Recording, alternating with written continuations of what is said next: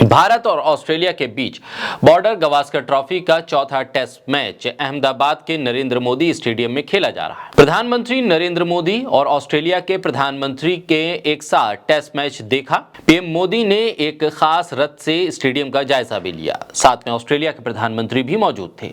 भारतीय मीडिया ने इसे खूब बढ़ा चढ़ाकर लिखा और बताया, लेकिन ऑस्ट्रेलिया की मीडिया में इसकी आलोचना हुई। ऑस्ट्रेलिया के भीतर ये सवाल उठे कि उनका देश भारत के सत्तारूढ़ दल को बढ़ावा देने के लिए आगे क्यों बढ़ता है। ये सवाल उठाया गया। बीजेपी और उसका प्रचार तंत्र कोई मौका नहीं छोड़ता है माहौल बनाने के लिए, खासतौर पर तब जबकि प्रधानमंत्री मोदी का कोई कार्यक्रम हो, तब तन मन धन से तमाम कार्यकर्ता जुट जाते हैं ये बताने के लिए कि हर तरफ मोदी मोदी है और देश में मोदी से बड़ा कोई चेहरा नहीं और ना ही नाम है।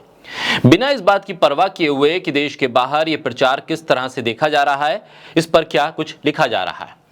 वैसे परवाह होनी भी क्यों चाहिए जब वोट जिनसे लेने हैं उनको परहेज नहीं, तो फिर कौन क्या लिखता है, क्या दिखाता है, बेमतलब की बात हो जाती है। अहमदाबाद के नरेंद्र मोदी स्टेडियम में भारत और ऑस्ट्रेलिया के बीच चौथे टेस्ट मैच में प्रधानमंत्री मोदी और ऑस्ट्रेलियाई प्रधानमंत्री ने सोने का मुलम्मा चढ़ी गोल्फ कार में स्टेडियम का चक्कर लगाया और मैच का टॉस किया।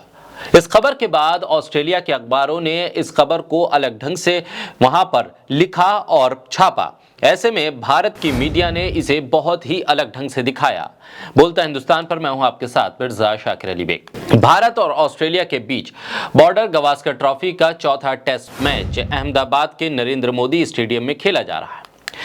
प्रधानमंत्री नरेंद्र मोदी और ऑस्ट्रेलिया के प्रधानमंत्री के एक साथ टेस्ट मैच देखा। पीएम मोदी ने एक खास रथ से स्टेडियम का जायजा भी लिया। साथ में ऑस्ट्रेलिया के प्रधानमंत्री भी मौजूद थे। भारतीय मीडिया ने इसे खूब बढ़ा चढ़ाकर लिखा और बताया, लेकिन ऑस्ट्रेलिया की मीडिया में इसकी आलोचना हुई। ऑस्ट्रेलिया के भीतर ये सवाल उठे कि उनका देश भारत के सत्तारूढ़ दल को बढ़ावा देने के लिए आगे क्यों बढ़ता है। ये सवाल उठाया गया। क्रिकेट लेखक गिडियन ने द ऑस्ट्रेलियन में why are we tolerating the intolerance, हम असहिष्णुता को बर्दाश्त क्यों कर रहे हैं, इस टाइटल के साथ एक लेख लिखा।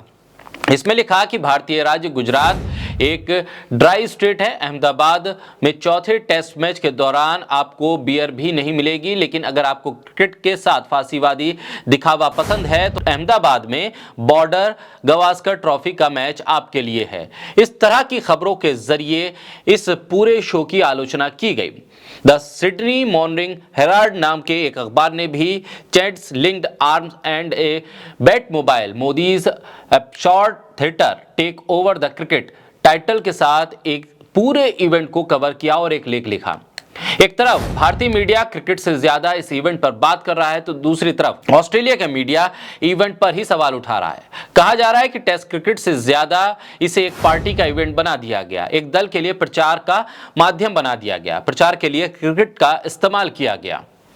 ABC न्यूज जो ऑस्ट्रेलिया का एक अखबार है, वो लिखता है कि कैसे ये क्रिकेट मैच कम PR ज्यादा बन गया। वेबसाइट की एक रिपोर्ट कहती है कि ऑस्ट्रेलिया में ऐसा कभी नहीं देखा गया कि खेल के किसी अंतर्राष्ट्रीय आयोजन में प्रधानमंत्री के चेहरे को इतनी प्रमुखता से दिखाया जाए। असल में संभव है कि खेल प्रेमी शायद इसे पसंद भी ना करें, लेकिन भारत में जहां अल्बानीज एक हफ्ते दौरे पर हैं, वहां मोदी सरकार ऐसा सब कुछ कर रही है ये दिखाने के लिए कि भारत और ऑस्ट्रेलिया के बीच कितना मजबूत गठजोड़ है। ये सवाल भी उठ रहे हैं कि आखिर क्रिकेट स्टेडियम क्रिकेट प्रेमियों की जगह एक सियासी दल के कारिंदों को क्यों दे दिए गए। कई अखबारों ने इस बात को रिपोर्ट भी किया कि किस तरह से पहले दिन के मैच के लिए 80,000 टिकट भारतीय जनता पार्टी ने खरीदे और इसके लिए 1,97,00,000 से ज्यादा की रकम चुकाई। इसी पहले दिन प्रधानमंत्री नरेंद्र मोदी और ऑस्ट्रेलिया के प्रधानमंत्री भी इस स्टेडियम में मौजूद थे। बड़ी तादाद में स्टेडियम में जो टिकट थे वो 80% से ज्यादा एक संगठन के जरिए हासिल किए गए। इस पर सवाल उठ रहे हैं कि किस तरह से इस पूरे इवेंट को मैनेज किया गया। हालांकि इससे क्रिकेट प्रेमियों को खासी निराशा हुई, क्योंकि उनके हाथ वो टिकट नहीं लग पाए, वो मैदान तक नहीं पहुंच पाए। ये सब इसलिए किया गया ताकि पीएम मोदी की मौजूदगी में एक माहौल बन सके। राज्य भर से यानी पूरे गुजरात से भारतीय जनता पार्टी के कार्यकर्ताओं को लाने की जिम्मेदारी संगठन और विधायकों के अलग अलग पदाधिकारियों को दी गई थी। ये आयोजन क्रिकेट मैच से ज्यादा कोई राजनीतिक रैली लग रहा था। इसका एक कारण यह भी है कि 1,30,000 की क्षमता वाले इस स्टेडियम में ज्यादातर टिकट यानी लगभग 80% से ज्यादा टिकट भारतीय जनता पार्टी के कार्यकर्ताओं ने लिए थे। एक गुजराती अखबार दिव्य भास्कर के मुताबिक पहले दिन के 80,000 टिकट भारतीय जनता पार्टी नेताओं ने खरीदे। आम दर्शकों को केवल उन्हीं सीटों के टिकट मिल पाए जहां से बमुश्किल ही मैच दिख पाता है।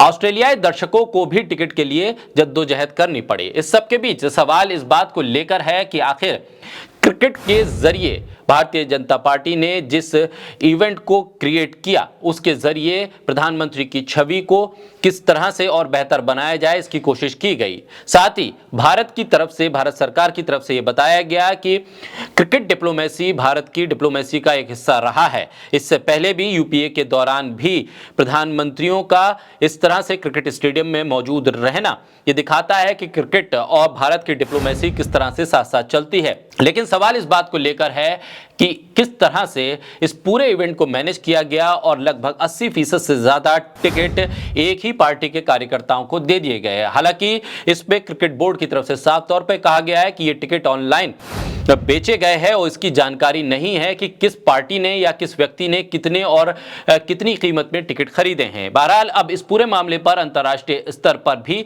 लोगों की प्रतिक्रियाएं आ रही हैं, जिसको लेकर अब संजीदगी से आगे बीसीसीआई को भी कदम बढ़ाना चाहिए।